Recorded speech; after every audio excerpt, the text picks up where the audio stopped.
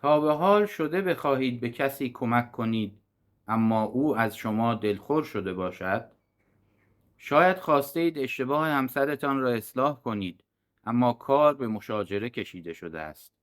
شاید قصد داشته اید فرزندتان را راهنمایی کنید اما او احساس کرده تحقیر شده است. یا شاید در فضای مجازی فقط یک تذکر دینی داده اید اما نتیجهش دشمنی و کینه بوده است. اینجا یک سوال اساسی مطرح می شود: آیا همیشه گفتن حق کافی است یا حق را باید درست هم گفت؟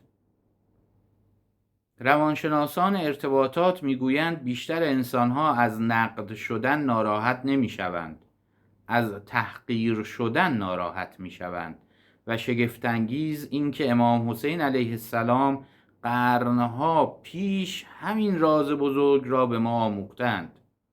امروز در ادامه مجموعه فراتر از عاشورا حسینی باش میخواهیم درباره یکی از دشوارترین مهارت‌های زندگی صحبت کنیم، مهارتی که اگر آن را بیاموزیم خانواده‌ها آرامتر میشوند، دوستی‌ها ماندگارتر میشوند و جامعه‌ای مهربانتر خواهیم داشت: هنر نصیحت خیرخواهانه و محترمانه.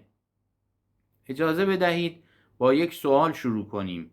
چند بار شده کسی حرف درستی به شما زده باشد اما چون لحنش تند بوده نه تنها نپذیرفته اید بلکه از او دلخور هم شده اید؟ احتمالاً همه ما این تجربه را داریم. چرا؟ زیرا انسان قبل از آن که با عقلش بشنود با شخصیتش احساس می کند. اگر احساس کند شخصیتش شکسته شده دیگر گوشش حقیقت را هم نمی شنود. اینجاست که اسلام میان عیبجویی و خیرخواهی مرز می گذارد. در منطق دین نصیحت یعنی کمک به رشد انسان، نه اثبات برتری خود. هدف ساختن دل است، نه شکستن دل. قرآن کریم یک اصل طلایی را بیان می کند: ادعو الی سبیل ربک بالحکمة والموعظة الحسنة.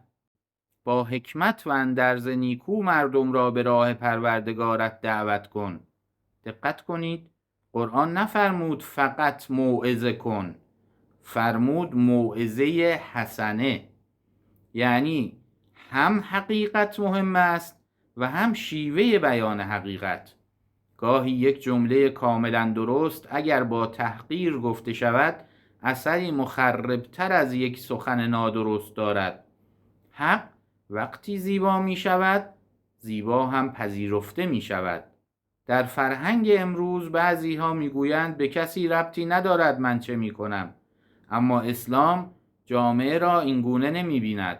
امام صادق علیه السلام در مقام شماره حقوق مؤمن بر مؤمن دیگر می‌فرمایند و ان ینصح له فی مشهده و مغیبه. یکی از حقوق مؤمن بر مؤمن این است که در حضور و غیاب خیرخواه او باشد. توجه کنید، امام نمی‌فرماید اگر خواستی نصیحت کن، می‌فرماید این حق اوست، اما این حق شرط دارد. اگر نصیحت آبروی انسان را ببرد، اگر شخصیتش را خرد کند، اگر او را تحقیر کند، دیگر نصیحت حسینی نیست. امیرالمؤمنین علی علیه السلام خطکش طلایی در اخلاق اجتماعی به ما هدیه داده است.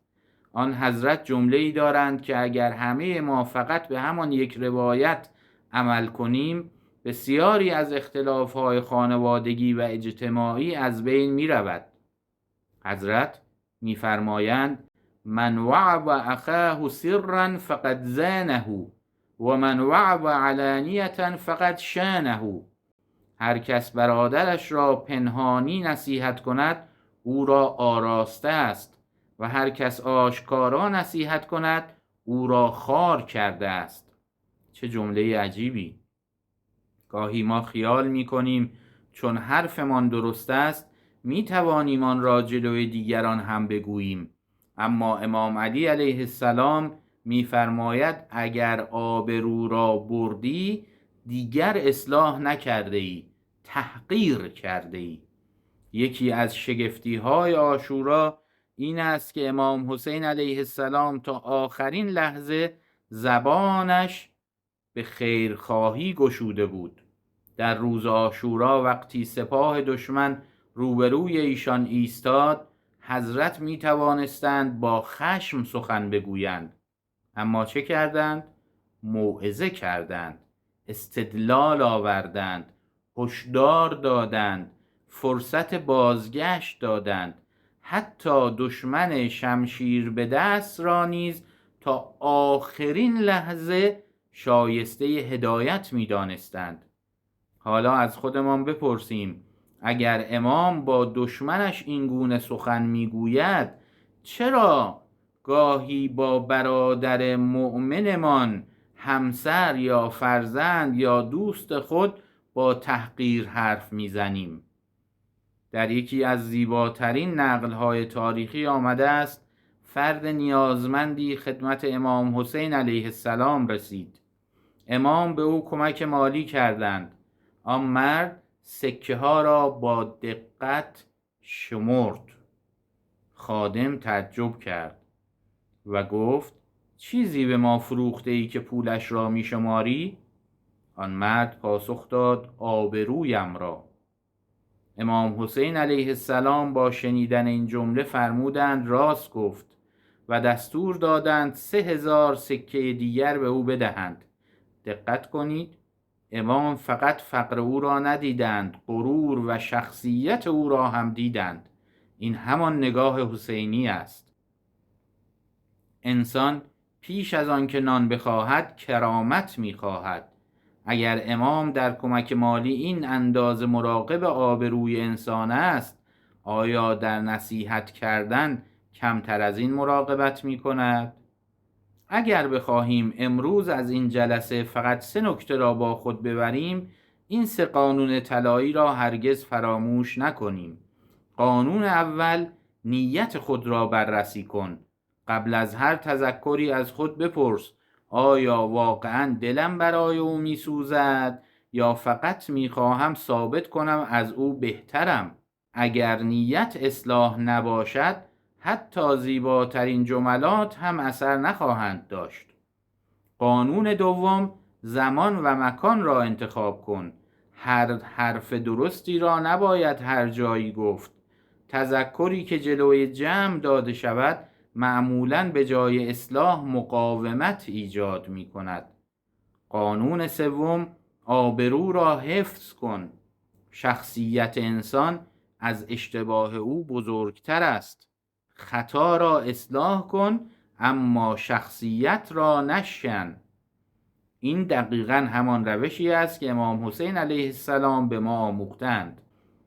اگر این پیام برای شما مفید بود، آن را با عزیزانتان به اشتراک بگذارید. شاید یک تذکر محترمانه خانواده ای را از اختلاف نجات دهد، دوستی را حفظ کند و دلی را به خدا نزدیک کند. تا دیداری دیگر در مجموعه فراتر از عاشورا حسینی باش. اللهم اجعلنا من الناصحین بالحق الرحماء بالخلق والمقتدین باخلاق الحسین علیه السلام.